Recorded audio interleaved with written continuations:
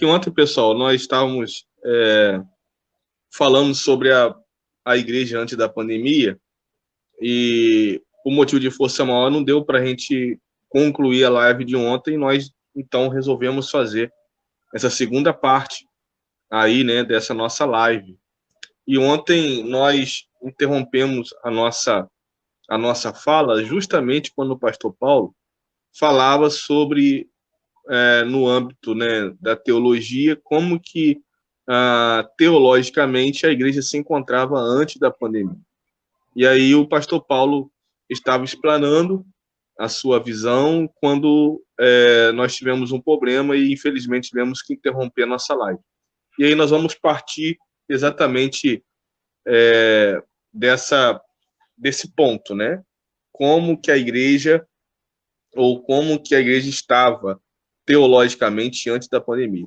Aí o pastor Paulo pode ficar à vontade para explanar as suas considerações iniciais dentro desse assunto.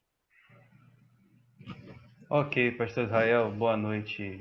Ou, se você estiver assistindo esse vídeo, boa tarde, bom dia, né? Vamos tentar nos recordar um pouquinho de onde a gente parou, né? Nós conseguimos aí estar novamente aqui hoje. É muito bom a gente poder conversar, né, sobre esse assunto. E o pastor Israel falou ontem na sua introdução, né, que foi uma amizade que Deus nos deu, acho que de 2018 para cá, né, que tem sido bênção em nossa vida também, né? Nos conhecemos aqui no curso de treinamento de pequenos grupos multiplicadores, né? Células aqui na Pibisal, Primeira Igreja Batista de São Luís. Quero saudar todo mundo aí que tá com a gente aí, quem for assistir esse vídeo depois, meus irmãos aqui da Primeira Igreja Batista de São Luís, onde eu sou pastor, né? E vamos então prosseguir, né? Tratar um pouco a respeito do cenário, né, e da realidade teológica antes da pandemia, não é isso, pastor Israel? Como Isso aí. estava a igreja teologicamente, né? Então, o que a gente poderia dizer da realidade teológica da igreja? Eu comecei falando ontem sobre o que eu chamei de saúde, né, teológica, ou seja, a qualidade da teologia da igreja antes da pandemia. Se a gente precisa, de repente, fazer um pequeno trajeto muito sucinto, historicamente falando, né? Quando a gente encontra a fundação da igreja no período apostólico, né, no primeiro século, nós temos lá a nossa, vamos dizer assim, vamos chamar de alta teologia do apóstolo Paulo, né, onde posteriormente, né, os escritos do apóstolo Paulo, a sua interpretação do Evangelho de Cristo Jesus vai ser canonizada, né? Vai ser então agrupada, né, no cânon que a gente chama, né, nessa régua de medir que é a Bíblia Sagrada. Então a gente tem a alta teologia de Paulo, né? A partir de Paulo nós temos aí o que a gente chama de texto sagrado, né? A gente sabe que houve um concílio para que se decidisse quais textos, quais escritos, né? Quais textos judaicos, enfim, quais livros seriam considerados inspirados por Deus. E a gente tem na nossa Bíblia protestante os 66 livros que nós entendemos que são os livros inspirados por Deus, né? Foram homens que escreveram, mas foi Deus que os inspirou no registro desse texto. Pois bem, a partir de Paulo, então, nós temos um período dos 3 primeiros séculos da história onde a igreja é perseguida, e a partir do quarto século, quando a gente tem uma determinada aliança da igreja com o Estado, né, onde a igreja ela passa desse período da perseguição e descansa um pouquinho, vamos usar esse termo assim, com relação à perseguição, né, feroz com relação ao evangelho, onde nós temos muitos mártires, muitos homens, né, que deram sua vida, muita gente que deu sua vida por causa do Evangelho de Cristo. Então há uma construção teológica a partir daí chamada de patrística, onde tem aqueles pensadores do século IV, V, ali, esse período, né, onde nós encontramos Agostinho, Eusébio e outros pensadores e teólogos que começaram a construir o que a gente chama da nossa teologia, né? E aí a gente vai caminhando aí cerca de 1000 anos, né, no período da igreja medieval, da escolástica, onde vem sendo construído, né, o pensamento teológico, o pensamento eclesiológico, até que nós chegamos na Reforma Protestante, que foi um divisor de águas na história da igreja, né, onde hoje nós temos aí a distinção entre a igreja evangélica e a igreja católica, né? A partir da reforma, então, para cá, né, há uma elaboração, uma sistematização, né, da teologia, começando ali com, vamos dizer assim, né, sem entrar nos meandros da história, mas com pontapé inicial de Martim Lutero, depois nós temos grandes teólogos ali nesse período reforma e Calvino. no período, no período Calvino. reformador, nós temos o Martim Lutero, João Calvino, John Knox, Richard Zwinglio. Zwinglio, o Jacob Arminius depois, enfim, o Jonathan Edwards, o Charles Adam Spurgeon, depois os radicalistas, o Berkhoff, o George Finney, né, o John Wesley, o Richard Baxter, já entrando já no século XX, Richard Baxter não, o Karl Barth e o Dietrich Bonhoeffer, ou seja, nós temos aí uma gama de teólogos que construíram uma teologia que ela se denomina hoje como sendo a teologia reformada, né? A linha teológica da igreja reformada, que é derivação dessa igreja histórica da reforma, que são os batistas, os anglicanos, os episcopais, os luteranos, os presbiterianos, e nós temos aí os metodistas. Essa historicidade da igreja, no sentido teológico, que é uma coisa assim muito já consolidada, maciça e saudável. Tanto que as denominações evangélicas históricas, elas se baseiam teologicamente nessa construção que se desenvolveu ao longo de séculos. Então, hoje, a gente tem novos movimentos evangélicos que eles quebram a sua aliança com todo esse acervo teológico construído por esses camaradas que a gente falou, onde nós temos aí as igrejas neopentecostais, por exemplo. É uma outra teologia, é uma outra percepção da Bíblia, é o que a gente chama de evangelicalismo, é uma outra forma de enxergar o evangelho que acaba sendo, aos olhos da teologia reformada, né, uma forma equivocada, totalmente equivocada de enxergar a verdade do evangelho e daquilo que seja realmente a igreja de Cristo e como ela deve se portar diante de Deus e qual a sua compreensão a respeito do evangelho de Cristo. Tanto que Paulo vai já escrever lá no início que aquele que pregar outro evangelho que não seja este que nós vos pregamos, Paulo fala em Gálatas 1, seja anátema, né? Então, Paulo alerta Timóteo falando dos falsos profetas, escreve aos Colossenses, Filipenses, falando sobre as vãs filosofias, né? Os falsos ensinos, enfim. O que a gente tem antes da pandemia? O que a gente tem antes da pandemia é por isso que eu falei, eu tentei ser sucinto, né? Mas eu preciso falar dessa construção. Não, mas a sua, sem querer te cortar, mas já cortando, a sua linha do tempo, né? Você fez uma linha do tempo aí muito interessante, que ela é necessária para que a gente pegue esse gancho, né? Até para quem está nos ouvindo, quem está nos assistindo, ou quem vai nos assistir, possa ter exatamente essa linha do tempo também, né? Então é interessante você abordar isso. Isso aí. Nós não viemos do nada, né? Nós Sim. temos uma história muito grande por uma tradição, trás, né? tradição histórica, eclesiástica, né? Enfim, teológica. Então, onde nós vamos chegar? Nós vamos chegar até o momento antes da pandemia. Como estava o cenário teológico brasileiro antes da pandemia? Eu estava lendo o livro hoje sobre história da igreja, eu esqueci o nome do autor, está aqui na minha estante. Ele foi publicado em 2007 e ele já dizia que em 2007 a teologia da prosperidade e o liberalismo teológico, essas ondas teológicas, né? O que é a teologia da prosperidade? Né? É resumir a vida cristã, é olhar para o evangelho de Cristo com os olhos materiais, com aquilo que Deus pode te dar no âmbito terreno, no âmbito físico. A visão ela é projetada para as coisas que a gente pode ter na Terra, certo?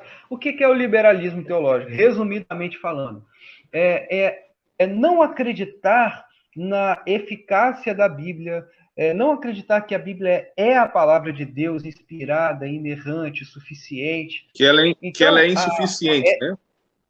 Isso. O liberalismo vai dizer que ela é insuficiente, que ela contém erros, que ela não é, ela contém a palavra de Deus. Já em 2007, já tinha essa conclusão no cenário teológico que essas correntes não têm muita força. Não tem muita força no nosso país. Há já um pensamento teológico homogêneo que foi construído com base no verdadeiro evangelho, de forma que tudo aquilo que não que não concorda com o evangelho, ele é refutado pela igreja histórica de linha reformada, né? E sem contar de outras questões do meio pentecostal e neopentecostal que são voltadas a experiências, a sensações que fogem um pouco dos parâmetros bíblicos, né? Muita coisa para a gente falar rápido. Mas, assim, eu vou tentar terminar logo. Antes da pandemia, como estava a igreja? Estava bem ou mal? Como eu falei ontem, tem muitas nuances, né? A gente vê aí uma forte onda de retorno à teologia reformada. Você vê uma coisa que 10, 20 anos atrás você não ouvia muita gente dizer eu sou da Igreja Batista Reformada, né? Seminaristas hoje, eles têm um diferencial, né, de terem um olhar um tanto mais assim aproximado do que seja a teologia reformada, por parte de um certo movimento teológico que se desenvolve, creio eu, a partir de 2 décadas, pelo menos, para cá. Uma coisa que, por exemplo, na minha época de seminarista, né, que não faz muito tempo assim, eu terminei a faculdade de teologia em 2013, né, a gente não ouvia muito, até pela questão das redes sociais serem mais limitadas, né, a gente não ouvia muito essa questão da teologia reformada. Né? Hoje está na moda você dizer que você é um teólogo reformado. E se você é um teólogo reformado, nossa, você é um cara inteligente, você é um cara eloquente, você conhece a Bíblia, você conhece teologia, você conhece os reformadores, você conhece os avivalistas, você conhece a história da igreja, você conhece tudo isso aí. Né? Então hoje a gente tem isso antes da pandemia com ecos, com um revérbio muito, muito forte. E a gente vai recorrer a quem? Aos ícones das redes sociais que estão em alta, que aparecem para nós, que são os nossos pastores, reverendos aí, Hernandes Dias Lopes, Augusto Nicodemos, Jonas Madureira, né? Franklin Ferreira, né? Outros tantos aí que estão aí nos congressos da Fiel, né? Que estão aí na Vida Jeremias Nova, Pereira. Jeremias Pereira, enfim, uma galera que, graças a Deus, tem sido levantada para fazer o povo pensar no que é teologia, no que é igreja, no que é Bíblia, no que é tradição da igreja, no que é história da igreja. Então, isso quebrou muitas pernas da teologia da prosperidade, quebrou muitas pernas do liberalismo teológico. Né? Então, eu vejo que antes da pandemia a gente tinha esse cenário, já teologicamente falando, a gente tinha esse cenário muito bem estabelecido. E a última onda, talvez, teológica que venha a ter acontecido antes da pandemia é a chamada teologia do coaching. Né? Me lembrei da teologia da missão integral também, que ecoa. Sim, lembrei dela teologia, aqui, você falando, eu lembrei dela. Então, ecoa da teologia liberal, né, latino-americana, então, da década de 60, 70 para cá. Então, você tem essas correntes perdendo força. A teologia da missão integral que hoje é chamado Teologia da Missão Integral, não, sem querer discutir sobre isso, e a teologia do coaching, que também coloca o homem no centro da mensagem, né? Coloca o homem no centro da igreja, novamente, falando muito sobre você é um vencedor, fazendo o homem se sentir bem. Uma mensagem Ao motivacional, invés né? de motivacional, isso aí, autoajuda, né? Então, isso É. está muito presente, no meu ver, você depois vai dizer se você concorda comigo ou não, no meu ver, está muito presente na teologia antes da reforma. Uma galera que está pensando teologicamente de uma forma mais saudável, mas uma outra tendência também que se aproxima do que a gente pode dizer do que seja saudável, né? Mais ou menos por aí que eu analiso. Eu não quero aqui ser redundante naquilo que você falou, eu concordo em gênero, número e grau com a sua observação ampla e muito teológica, muito firme, né? Eu apenas quero aqui endossar, né, o que você vem falando, e a gente tem observado realmente o movimento de uma teologia reformada muito mais presente no nosso meio. E você falando e eu pensando comigo, se é que existe essa divisão de uma teologia reformada ou arminiana, né, ou várias correntes que possa existir, né, porque se nós formos pensar à luz da Bíblia, à luz da palavra de Deus, ela é só uma teologia, né? Ou pelo menos deveria ser uma única teologia, né?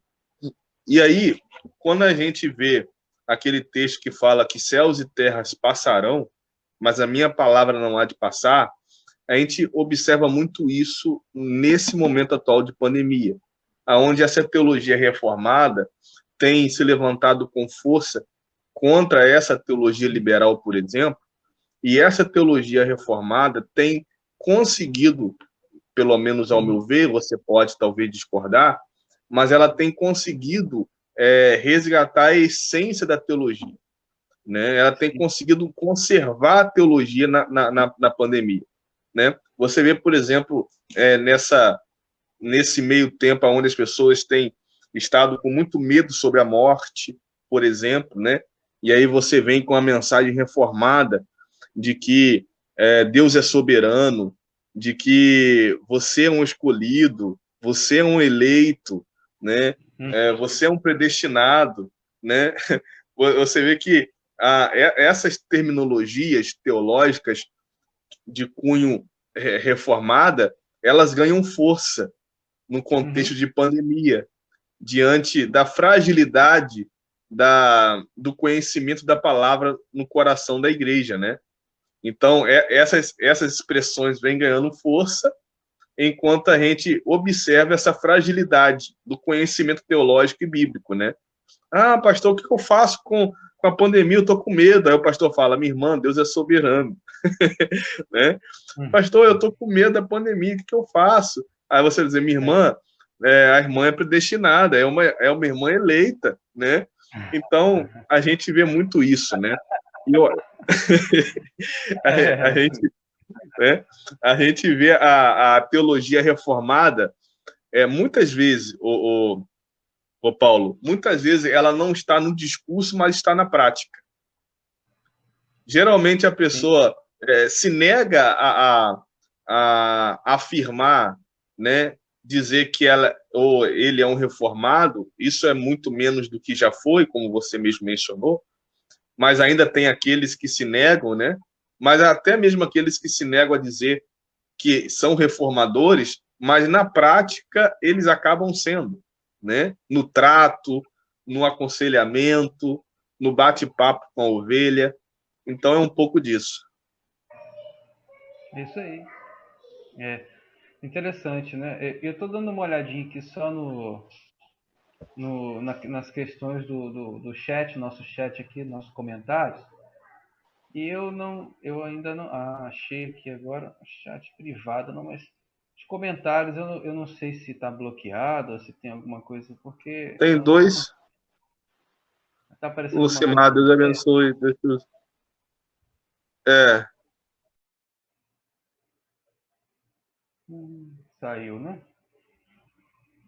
pastor Israel deve ter compartilhado alguma coisa, clicado na tela, mas ele vai voltar a qualquer momento aí. Quando ele aperta para compartilhar, né, vai sair daqui da minha plataforma, StreamYard, né? Estou usando aqui o StreamYard e ele saiu da minha tela aqui agora, pessoal. Se tiver alguém assistindo aí, é só ter um pouquinho de paciência, mas se você tiver algum comentário, ele voltou aqui. Se você tiver alguma pergunta, algum questionamento, pode colocar aí nos comentários para a gente estar compartilhando aqui, tá bom? Pode continuar, pastor. Não, eu já tinha realmente concluído. Eu só queria endossar mesmo, né? A, Uhum. endossar a tua fala e contextualizar essa teologia reformada que eu achei muito interessante a tua visão dela. Uhum, uhum. Eu só tô dando uma olhadinha, rapaz, se por que que os meus comentários aqui tá aparecendo como se tivesse desativado para mim. Eu não sei que cargas d'água é isso. E aqui para mim na live tá aparecendo que não tem ninguém assistindo. Na sua aí, aparece alguma coisa na sua tela? Se tem alguma Não, coisa eu só fechada. no chat que eu vi a Lucimara dando boa noite pra gente e falando para Deus abençoar a gente. Uhum. Mas aí depois como a gente vai botar isso na página, né? Aí no dia seguinte as pessoas assistem novamente, não tem problema se não tiver ninguém ao vivo, né? Ou se não Tá tiver bom. ninguém assistindo. Ok. Então, vamos aqui, continuando, né, a nossa conversa. Ah, além dessa questão teológica, né, antes da pandemia, o que mais a gente poderia dizer, né, sobre a realidade da igreja, né? Eu acho que, é, além dessa questão teológica, que a gente já trabalhou ontem a questão histórica e bíblica, né? E hoje a gente já passou por esse viés da teologia. Passamos assim, né? Uma pena termos que passar por esse tema, porque realmente nos intriga, né? A gente gosta muito de falar de teologia, que é o que nos está no nosso sangue, né? É assim. Mas, mas também tem a questão eclesiológica, né? Eu Uhum. acho que, como a gente bem sabe, a questão eclesiológica ela está dentro da teologia, mas ao mesmo tempo ela é uma ramificação da teologia. E aí é uma outra pergunta, né? Quer dizer, como é que estavam as igrejas eclesiologicamente, né? Nas suas é, nas suas ações administrativas, nas suas ações toda toda ação qualquer, né, da igreja, como que a igreja estava eclesiologicamente. E aí eu Uhum. queria que você pudesse abordar como que a igreja talvez estivesse antes da pandemia eclesiologicamente. Eclesiologicamente. Sim, é muito legal, né? Agora a gente vai falar dessa questão mais eclesiológica, né? Eu vejo que antes da pandemia, eclesiologicamente, aí a gente acaba indo mais um pouco para a nossa realidade, né? Nós somos Sim, pastores da Igreja Batista, né? Então eu percebo que a igreja ela estava, como sempre, trabalhando, né? Trabalhando, visando o avanço, né, do reino de Deus, o crescimento da igreja.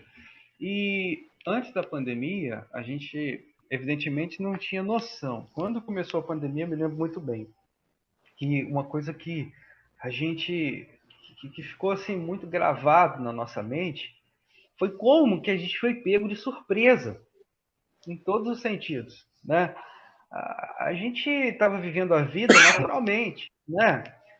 Trabalhando, estudando, servindo a Deus e eclesiologicamente falando com os nossos projetos, né? Com esboços de projeto, com, com datas, com eventos, com reunião de planejamento, com calendário estipulado. E eu me lembro que 2019, né? É isso? sim, 2019? 2019 para foi. 2020, né? A gente É, fez a reunião de planejamento na igreja e fizemos todo o calendário do primeiro semestre do ano. A gente encheu de programações, a gente fez como a gente sempre faz, nosso calendário.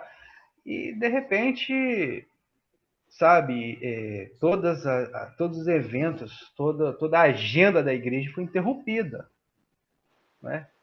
Isso causou um desconforto para a gente, né? Causou um desconforto, causou uma estranheza, e a gente, assim,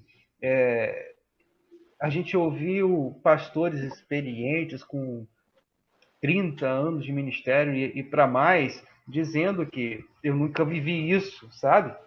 Nós nunca passamos por isso. E essa questão da adaptação e da readaptação foi mais presente do que nunca na vida da igreja. Haja vista o tempo que a gente, por questão de sermos uma igreja ordeira, né, de não prestar nenhum desfavor para a sociedade, né, mas prestar um favor e avançar como igreja assim, nesse sentido, a gente ficou 5 meses aqui na Pibisal com os cultos apenas online, né? As portas do tempo fechado, uma igreja histórica como a nossa aqui, estamos aí fazendo 100 anos esse mês, né? Foi um choque para a localidade muito grande. Alguns irmãos chorando, eu também com uma grande emoção no coração, preocupação, mas sempre confiando no Senhor. Mas para aqueles irmãos mais antigos, fechar as portas do templo é uma coisa assim que ninguém imaginava que a gente ia estar passando por isso. Então, antes da pandemia, estava indo tudo relativamente bem, eclesiologicamente falando, e a gente sempre com a visão de crescimento, com visão de despertamento. Eu me lembro que o nosso tema aqui em 2018, né, 2019 foi Despertados por Cristo. A gente trabalhou o ano todo dentro dessa linha do despertamento espiritual na vida da igreja, né? E no ano de 2020, o tema foi Crescendo em Cristo. Então, despertar e depois crescer. E quando a gente estava colhendo os frutos do despertamento para ir para o crescimento, a gente teve que fechar o tempo. Então, antes da pandemia, essa era a nossa realidade. Mas é aquilo que a gente falou ontem também. A pandemia, ela serviu justamente para mostrar a gente, olha, a gente achava que a gente estava bem, mas será que a gente estava bem mesmo? Né? Sim. Será que a gente, de fato, era uma igreja despertada, avivada, fervorosa, compromissada, como a gente deveria ser? Essas reflexões, uma vez eu falei para a igreja, isso ficou muito bem gravado no nosso coração. Nós estamos vivendo o tempo do né? Refletir, repensar, reorganizar, redefinir, reconstruir, né? Então é o tempo do da gente recomeçar e readaptar, e vai readaptando. Essa é a nossa realidade eclesiológica, um pouquinho daquilo que a gente pensa, né? E aí, Paulo, você falando de como ela estava em termos de agenda e tudo mais, e aí eu fiquei pensando nas nossas agendas, assim, que já são tradicionais, né? Alguns eventos que já são conhecidos da nossa igreja. Alguns rituais, por exemplo, como batismo e ceia, né? Dois momentos muito importantes na vida da igreja, né? A ceia e o batismo. E aí, nesse contexto de pandemia, a gente viu muitos pastores, por exemplo, aderindo à ideia de ceia online, né? De ceia em home office, né? Realizando com as suas igrejas. Algo assim inimaginável para nosso contexto, né? Então a gente se viu realmente assim pegos assim de surpresa, né? E tendo que trocar o pneu com o carro em movimento, tendo que aprender a lidar com a situação, com o novo, com aquilo que era o estranho, né? A antropologia trata muito dessa expressão, né? O que é estranho, né? E era algo muito estranho para a gente. Foi algo muito estranho. Eu acho que a gente, na verdade, fazendo uma autocrítica, né? A gente sempre disse para a igreja de que a igreja éramos nós, não é verdade? A igreja não era aquele espaço que nós realizamos culto. A gente sempre deixou claro isso para a igreja, né? Sim. Mas, ao mesmo tempo que a gente deixava claro isso para a igreja, Paulo, pelo menos a impressão que nos deu quando a pandemia chegou é de que a gente não preparou a igreja direito para isso, sabe? A gente falava isso, que a igreja éramos nós, que a igreja era nós, que o templo do Espírito Santo somos nós, e aí quando veio a pandemia, a igreja precisou fechar, cadê a igreja em ação? Verdade. Né? Então, eu acho que fazendo uma meia-culpa, né? Eu acho que a gente meio que a gente falava isso no discurso de que a igreja éramos nós, mas na prática a gente sempre enfatizando o templo, né? Olha o templo, né? E haverá, meu avô, por exemplo, sempre dizia, ainda vivo, obviamente, mas ele falava de que um dia a gente não ia ter toda essa liberdade que a gente tinha, né? E isso, ele já vão 21 anos que ele faleceu. E ele já falava isso, né? Vai chegar um tempo que nós não teremos tamanha liberdade. E acho que a gente pode aproveitar essa pandemia para tirar proveito, né? Tirar situações que possa extrair de proveito para nós e aperfeiçoar a igreja nesse sentido, né? Na prática da coisa mesmo, né? De que a igreja não é o templo, a igreja somos nós. E aí estamos aí aprendendo isso na pele, né? Estamos aí aprendendo isso na dor da pandemia. Uhum. É isso aí. Eu verifiquei aqui agora que, por algum motivo, a gente não estava ao vivo. Não estava sendo, o acesso à live não estava acontecendo no Facebook. Não sei por que cargas d'água isso estava acontecendo. Mas eu mexi em alguma coisa lá no Face, no meu Face, que talvez tenha liberado, né, a notificação da nossa live, né? Enfim, eu não sei por que isso, a gente apanha, né, quando a gente começa a mexer com essas coisas, que meu Deus do céu. Mas, porque, pastor Zé, está aparecendo aqui para mim, comentários, não tem nenhum comentário, e também não tem ninguém aqui na live, e a galera da igreja ficou de assistir, entendeu? Agora eu não sei por que está assim, acontecendo isso não, mas enfim, vamos continuar, depois a gente edita o vídeo e posta no YouTube. Mas é muito interessante. Eu sempre costumei falar para a igreja das duas dimensões da igreja, né? Os desigrejados vão dizer que não precisa de templo, né? A gente sabe também que isso é uma Sim. ideia, Movimento forte, né? E isso é forte. interessante você tocar, porque isso da pandemia já era muito forte. Verdade, verdade. No entanto, não tem muita sustentabilidade, né? Não tem nenhuma Não. sustentabilidade bíblica nem teológica. Agora, eu sempre falei para a igreja das duas dimensões da igreja, né? A dimensão individual e a dimensão coletiva, né? Na dimensão individual, a igreja sou eu, e na dimensão coletiva, a igreja somos nós, né? Então, não tem como separar uma coisa da outra, né? Você não é Sim. igreja sozinho, né? E também você não é igreja somente quando está no coletivo. Você é igreja com o grupo e você também é igreja quando está sozinho, porque você é membro, então você automaticamente você representa um corpo, você é igreja, né? Então, essas duas dimensões a gente precisa realmente sempre trabalhar com a igreja justamente para quando vier uma situação inesperada, né? Como essa, que, como eu disse, uma situação que ninguém imaginava que estaria acontecendo na nossa realidade, na atual conjuntura, né? Hoje no mundo, de você estar preparado, de você ser igreja, como nós dissemos ontem, de você ter um relacionamento pessoal eficaz, de forma que nada que seja externo vá abalar a sua relação com Deus, né? Vá abalar a sua fé, né? com pandemia, sem pandemia, com perseguição, sem perseguição, a gente vê na história da igreja, gente, quando a gente olha para Jesus mesmo, né? Eu estava ouvindo há pouco, ainda hoje, o pastor Neil Barreto, gosto muito do pastor Neil Barreto, né?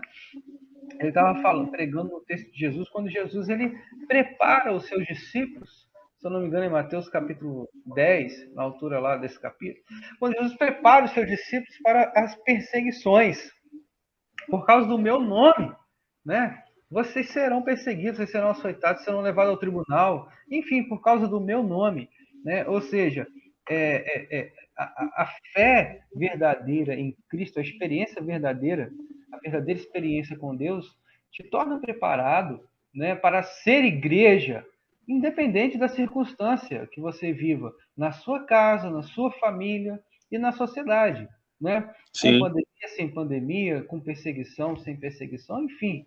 Eu sou igreja, eu sou o corpo de Cristo, eu sou servo do Deus Altíssimo. Né? Essa convicção pessoal é algo muito importante para a gente pensar na dimensão coletiva também, na dimensão eclesiológica. Né?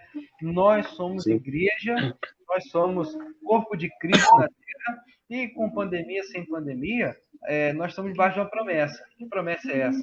As portas do inferno não prevalecerão contra a igreja do Senhor. Né? aleluia. Então a gente tem que se apegar, né, na verdade do texto sagrado e meditar, né, na palavra de Deus e buscar o Senhor para a gente estar preparado, como disse Paulo, né? Eu sei viver em qualquer circunstância, sei viver com fartura, também com escassez, em tudo estou experimentado, né? Porque eu posso todas as coisas naquele que me fortalece.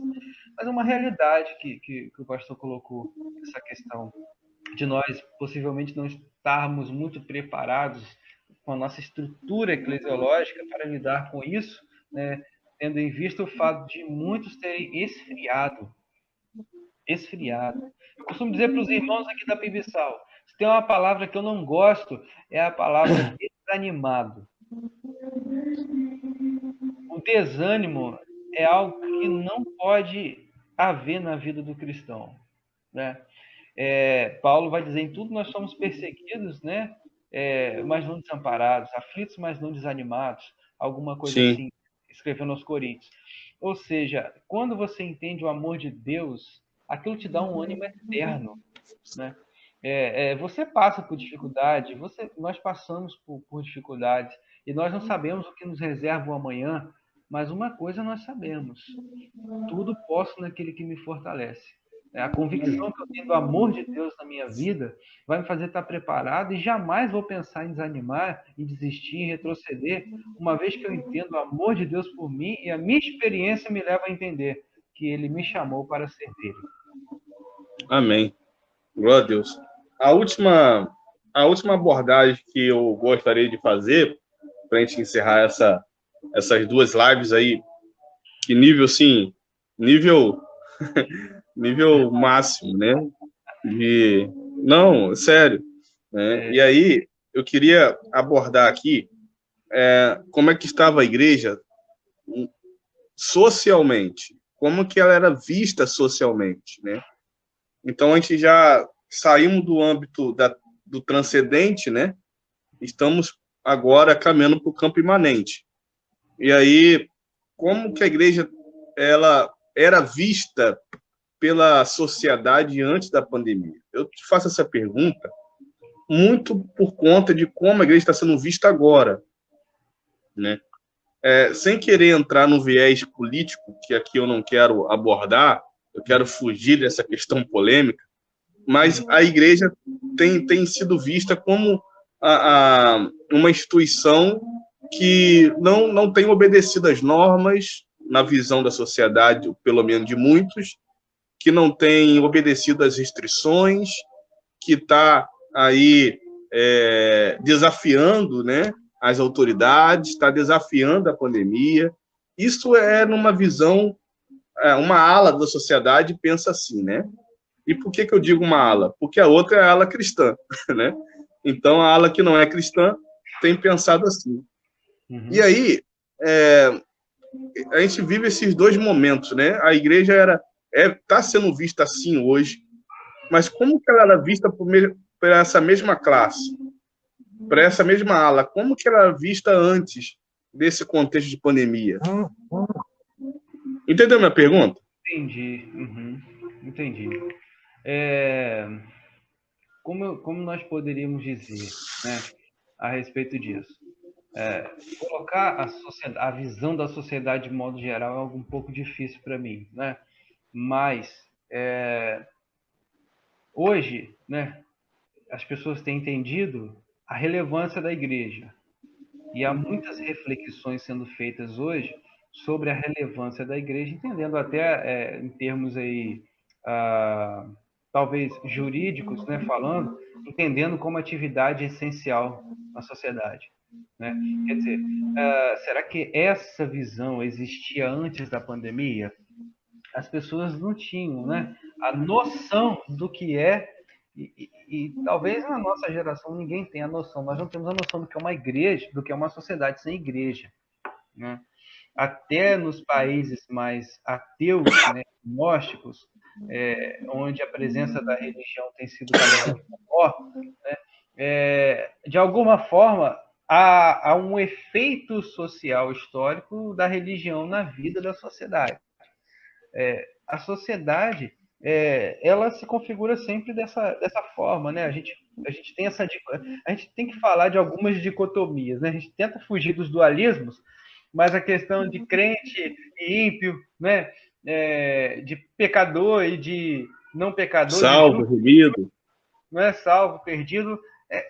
De certa forma, essas dicotomias elas vão nos ajudar um pouquinho a compreender, né, a percepção cristã, a cosmovisão cristã. Mas eu creio que a sociedade ela sempre foi a mesma. A gente encontra um grupo de incrédulos aqui, a gente encontra um grupo de ateus ali, a gente encontra um grupo que hedonista, né, na outra esquina. Então, a sociedade, eu acho que agora eu me lembrei bem de algo que pode definir a realidade social e como a sociedade enxergava a igreja antes da pandemia. É uma sociedade pós-moderna. O que é uma sociedade pós-moderna, né? A religião é algo ultrapassado, a fé é algo ultrapassado, o relativismo é muito grande. Meu filhote chegou aqui, meu filhote. Oi, filho, papai tá na live aqui. Tá na live aqui, meu amor. Bota ele aí, bota ele aí. Pega ele no colo. Só para você aparecer aqui. Olha lá, pastor Israel lá. Ó. Ele quer falar pro Brasil todo. Oi. Oi, papai. Ah, meu Deus do céu. Pequeno gênio. Mais bonito que o pai, é muito linda. Vai lá, meu filhinho, papai já. Ô, Paulo. Ô, Paulo. Oi. Ô, Paulo. Papai já vai. Sim. A gente é o rascunho. Os filhos são a obra-prima. É verdade. É pura verdade, chorando. É um grudinho. Mas, enfim, meu amigo. A sociedade pós-moderna, né, é caracterizada por essa aversão, né, por esse pensamento muito crítico com relação à religião, com relação à igreja, não sabendo, né, como que é relevante a igreja. Por exemplo, ninguém vai pegar uma pessoa marginalizada e colocar dentro de casa. A igreja faz isso. Ninguém vai lá cuidar de um ex-presidiário. A igreja faz isso, né? Ninguém vai lá cuidar de um ex-traficante, uma ex-prostituta, ou de uma pessoa que tem um histórico assim, né, semelhante. A igreja vai lá e acolhe, né? O Estado não dá conta, né? O governo não dá conta. A igreja que está lá pregando no presídio, a igreja que vai ser instrumento de Deus para transformar a vida das pessoas, isso é testificado na realidade da história. A Cristolândia está aí, né? A Cristolândia está aí, né? Então nós temos aí os nossos trabalhos missionários, né? Os nossos trabalhos sociais. E se você pensar numa sociedade que fecha os olhos para isso, é uma sociedade realmente muito, muito, muito tapada, né? Muito ignorante de não perceber a contribuição, né, social da igreja, pelo menos social, vamos falar socialmente falando da igreja, né, para a sociedade. E a sua abordagem que você fez sobre o mundo pós-moderno, ela é perfeita, né? Porque ela dá um leque, ela dá uma dimensão de como é o olhar da sociedade pós-moderna para a igreja. Basta nós olharmos para tantas ideologias, né, que nos divergem, né, e como que ela olha para a igreja, né, como que a igreja é vista. E aí, essas correntes, ou essas ideologias, né, ou esses movimentos pós-modernos, sejam eles de quaisquer natureza, quando chega na mídia, né, quando ganha força na mídia, ela se propaga, né, de uma tal maneira de que a visão que nós temos, ou pelo menos que para a sociedade tem, mesmo que não conhecendo, é o que a mídia retrata, né? Eu vejo muitas pessoas, por exemplo, querendo falar do que a igreja deveria fazer, mas sem ao menos ter nunca colocado o pé lá dentro, né? De como a igreja deveria agir sem nunca ter feito parte dela, né? Então, para você ver como que a sociedade, ela de alguma maneira, a sociedade, Sim, Paulo, de alguma maneira, ela tem sentido que ela é pertencente da igreja, sem muitas delas ter nenhum vínculo com a fé, né? E esse movimento que você comentou dos desigrejados, por exemplo, que muitos deles têm uma pegada neoliberal, uma teologia liberal, né? E a gente vê a teologia liberal frente à ideologia liberal política, por exemplo, né? Então a gente vê essas duas situações muito próximas uma da outra. E aí, quando a gente olha para a sociedade e como ela nos olhava, ela não nos olhava, e obviamente que a gente não pode esperar isso dela, que ela nos olhe com o olhar da fé, né? A gente tem que ter essa consciência e, ao mesmo tempo, maturidade, né? Ela nunca vai nos olhar com os olhos da fé. A gente não pode esperar isso dela, né? A gente não pode esperar isso da sociedade ou do mundo, né? Por assim dizer. Então, acho que partindo desse princípio, dessa maturidade, dessa realidade de que nós não podemos esperar nada diferente do mundo, ou a gente não pode esperar nada diferente da sociedade, isso é meio caminho andado para a gente. Porque, por exemplo, a gente ficar com esse mundo, né, de fantasias, acreditando que uma hora, né, a política vai achar que a igreja é essencial, a gente vai esperar sentado, né? Que o mundo vai olhar para a igreja como sendo uma instituição ou uma entidade essencial, Paulo, a gente vai esperar sentado. Então, a gente não pode cair nessa imaturidade de achar que ela vai dar a importância devida. Se a gente que é crente, se nós que somos cristãos, muito de nós não dá a importância devida, nós não damos a relevância devida, nós não damos nós não dissemos com a nossa ação de que ela é sim uma entidade essencial. Se nós que somos cristãos, nós não cremos nisso, a gente está vendo isso, né? A gente está vendo muitas pessoas abandonando a frequência dos cultos na pandemia, claro, com todas as ressalvas, mas quando se abandona, normalmente é porque não vê ela como essencial tão quanto assim, né? Porque se a pessoa vai a um supermercado, porque ela entende que o supermercado é essencial. Se ela entende que ela vai à farmácia, ela entende que a farmácia é essencial. Mas se ela não vai à igreja, ela entende que ela não precisa da igreja porque não é essencial para ela. Então, partindo desse pressuposto, se nem a gente entende assim, então a gente não pode esperar do mundo, né? É verdade. Falou, meu amigo. Um abraço, tá? Um abraço. Até Tchau, mais. tchau. Tchau. Valeu, pessoal.